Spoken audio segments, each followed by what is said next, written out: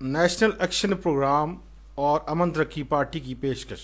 دسمبر 2016 میں تشکیل پانے والا نیشنل ایکشن پروگرام اور اس کے تحت اٹھائے جانے والے اقدامات دور رس تھے۔ آپریشن ضرب عضب اور رد الفساد میں پاک فوج نے بے شمار قربانیاں دے کر وطن عزیز کے ماتھے سے دہشت گردی کا کلنک مٹا ڈالا۔ قبائلی عوام نے اس سلسلے میں وطن سے محبت کا ثبوت دیا اور بے شمار قربانیاں دیں، جبکہ سب سے زیادہ قربانیاں خیبر پختونخوا کے عوام نے دیں اور پورے ملک میں پنجاب، بلوچستان اور سندھ کے عوام نے حب الوطنی کا بھرپور مظاہرہ کیا، جن کے ثمرات سے ملک میں امن اور ترقی کا سفر شروع ہوا۔ ہمارا دشمن جو سرحد پار سے ایک منظم طریقے سے دہشت گردی کو فروغ دے رہا ہے، اس کے خاتمے کے لیے قومی اتحاد ضروری ہے۔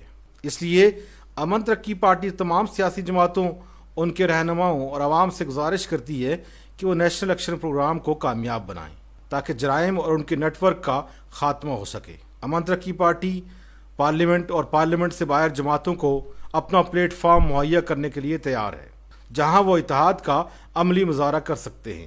تمام سیاسی و عسکری قیادت باریک بینی سے اس پروگرام پر کام کرے گی تو قوم و ملک کا بھلا ہوگا۔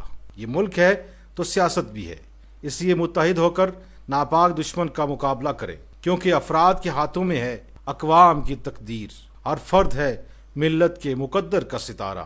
امن ترقی پارٹی، عوام کی آواز۔ جوائن اس۔